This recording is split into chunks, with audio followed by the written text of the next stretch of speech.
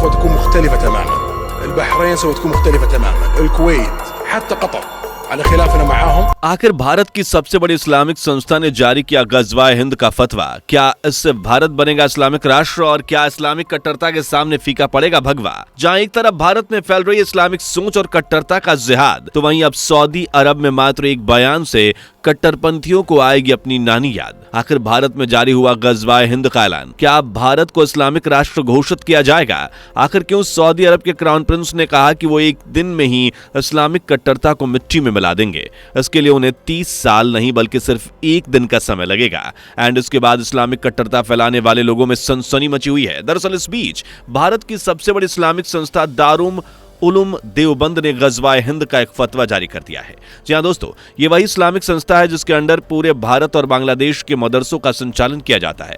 And इसी Islamic संस्था ने गजवाए हिंद का एक फतवा जारी कर दिया है। दोस्तों बता दें कि गजवाए हिंद उसी जिहाद का हिस्सा है जिसमें अलकायदा ने अमेरिका जैसे देश में भयंकर तबाही को अंजाम दिया था।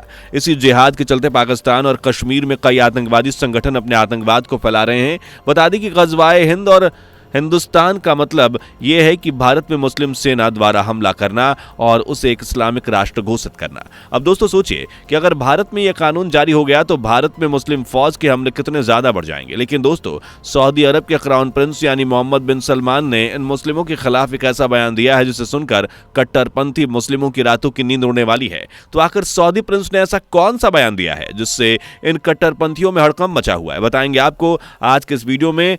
एंड साथ ही आपको गजवाए हिंद के फतवे के बारे में भी पूरी जानकारी मिलेगी। आखिर कैसे भारत के इस्लामिक संस्था ने इस फतवे को जारी कर दिया है। तो बस बने रहिए वीडियो के अंत तक, और वीडियो की इंफॉर्मेशन आपको पसंद आए तो वीडियो को लाइक और शेयर करना बिल्कुल भी मत भूलिएगा। दोस्तों जहां एक तरफ भारत में इस्लामिक राष्ट्र घोषित होने की आशंका जताई जा रही है, तो वहीं सऊदी अरब जैसे इस्लामिक राष्ट्र खुद इस्लामिक कट्टरता को मिटाना चाहता है। दरअसल दोस्तों उत्तर प्रदेश के सहारनपुर जिले के देवबंद शहर में स्थित दारुल उलूम मदरसा विवादित फतवों के कारण कई बार चर्चा में आ जाता है, लेकिन इस बार उसने भारत विरोधी फतवा जारी कर अपनी कट्टर मानसिकता का प्रमाण दिया है। दारुल उलूम इस्लाम ने अपने फतवे में गजवाए हिंद को मान्यता दे दी है। आपकी जानकारी के लिए बता दें कि इस फतवे में इस बात का भी जिक्र किया गया है कि भारत पर आक्रमण के दौरान मरने वालों को महान शहीद कहा जाएगा और उन्हें जन्नत मिलेगी। इस फतवे के खिलाफ अब एनसीपीआर ने खुद सहारनपुर पुलिस के अधिकारी को कार्रवाई करने के लिए नोटिस जारी किया है।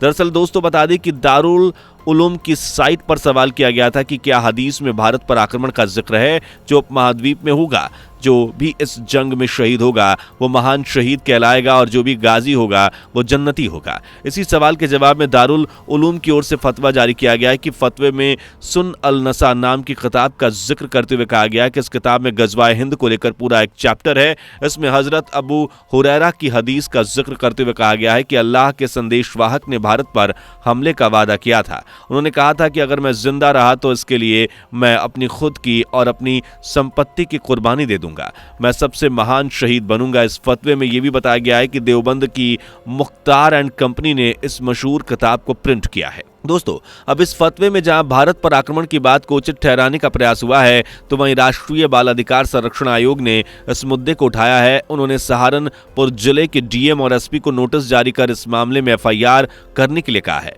एनसीपीआर ने नोटिस में कहा है कि यह मदरसा भारत के बच्चों को देश विरोधी तालीम दे रहा है। इसमें इस्लामिक कट्टरपंथ को बढ़ावा मिलेगा, बच्चों में देश के प्रति नफरत पैदा होगी। इसके अलावा आयोग ने कहा कि बच्चों को अनावश्यक रूप से परेशान करना या शारीरिक कष्ट देना तो किशोर न्याय अधिनियम की धारा 75 का भी उल्लंघन करना है। तो दोस्तों आपका इस फतवे के बारे में क्या मानना है, कमेंट में बताइए। दोस्तों इस बारे में एनसीपीआर ने खुद संज्ञान लेते हुए कहा कि गजवाए हिंद को लेकर हाल ही में आए फतवे के मामले में आयोग सीपीआर अधिनियम 2005 की धारा 113 के तहत एंड आईसीपी के जेजे अधिनियम 2015 के तहत कार्रवाई करने का निर्देश देती है। उन्होंने पुलिस से फौरन इस मामले में दारुल उलूम देवबंद के खिलाफ एफआईआर दर्ज करने को कहा है। साथ ही संबंधित कार्रवाई की रिपोर्ट 3 दिन के भीतर ही आयोग को भेजने के लिए कहा गया है। बता दें कि इससे पहले साल 2022 और 2023 में भी आयोग ने दारुल उलूम की साइट पर जारी विवादित फतवों का खुलासा किया था और मांग की थी कि इसकी साइट को ब्लॉक किया जाए और एफआईआर भी लॉन्च की जाए, लेकिन प्रशासन ने इसमें कोई कार्रवाई नहीं की थी। ऐसे में आयोग कहता है कि अगर कोई प्रतिकूल रिजल्ट ऐसी शिक्षण के कारण आए तो उसके लिए जिला प्रशासन भी बराबर जिम्मेदार होगा। दोस्तों, जहां भारत में लगातार इस तरीके से इस्लामी फतवे जारी हो रहे हैं, वहीं सऊदी जो एक इस्लामिक राष्ट्र पहले से ही है, यहां पर इस्लामिक कट्टरपंथियों को खत्म करने की बात की जा रही है। दोस्तों, सऊदी प्रिंस सलमान अपना इरादा जता चुके हैं। वे 2030 तक सऊदी अरब में मजहबी कट्टरता को उखाड़ फेंकेंगे। मोहम्मद बिन सलमान सऊदी अरब में हर धर्म को मानने वाले लोगों के लिए उदारवादी नीति को अपनाना चाहते हैं, यानी कि वह अपने देश को सेकुलर बनाना चाहते हैं, जहां इस्लाम का जन्म हुआ, जबकि इस्लामिक कट्टरपंथी 2047 तक भारत को इस्लामिक स्टेट बनाना चाहते हैं। वे यहां के सेकुलर संविधान को समाप्त कर शरिया कानून को लागू करना चाहते हैं और भारत के तथाकथित सेकुलर को और लिबरल को उन कट्टरपंथियों का समर्थन भी कर रहे हैं। सऊदी प्रिंस सऊदी अरब को एक ऐसा देश बनाना चाहते हैं जहां कोई कट्टरता ना हो, जहां हर एक कल्चर का मेल हो, जहां के बारे में सोचकर किसी भी तरह का डर न लगे, जहां टूरिज्म समृद्ध हो, यानी सऊदी क्राउन प्रिंस की पूरी सोच भारत के संविधान के मुताबिक ही है। यहां तक कि अब सऊदी अरब में यहूदियों को पूर्ण आज़ादी दी जा चुकी है। आपकी जानकारी के लिए बता दें कि सऊदी अरब के प्रिंस ने एक बयान दिया जिसमें उन्होंने कहा कि हम वापस उसी तरफ लौट रहे हैं, एक उदार इस्लाम की ओर जो पूरी दुनिया और सभी धर्मों के लिए खुला है। उन्होंने कहा कि हम अपने 30 साल कट्टरपंथी विचारधारा से लड़ने में नहीं गंवाना चाहते, अब हम इसे जल्द से जल्द खत्म करेंगे। तो दोस्तों, सऊदी प्रिंस का सीधा जवाब भारत जैसे देशों में मौजूद उन कट्टरपंथियों के लिए है जो बेवजह देश में दंगे फैलाते हैं। लेकिन सऊदी प्रिंस का यह जवाब सुनकर इन कट्टरपंथियों को एक करारा झटका तो लगा ही होगा। बता दें कि सऊदी अरब के प्रिंस मोहम्मद बिन सलमान ने देश को उदार इस्लाम की तरफ ले जाने की बात कही है। उन्होंने सऊदी अरब को कट्टर इस्लामिक विचारधारा से एक खुले समाज की तरफ ले जाने के लिए वैश्विक समर्थन की मांग की है। प्रिंस ने कहा कि तमाम रूढ़िवादियों से घिरे सऊदी अरब अब सामान्य राज्य नहीं रह गया है। उन्होंने कहा कि पिछले 30 सालों में जो कुछ भी हुआ है, अब वो सऊदी अरब की पहचान नहीं है। पिछले 30 साल में जो कुछ इस क्षेत्र में हुआ वो मिडिल ईस्ट की पहचान नहीं है।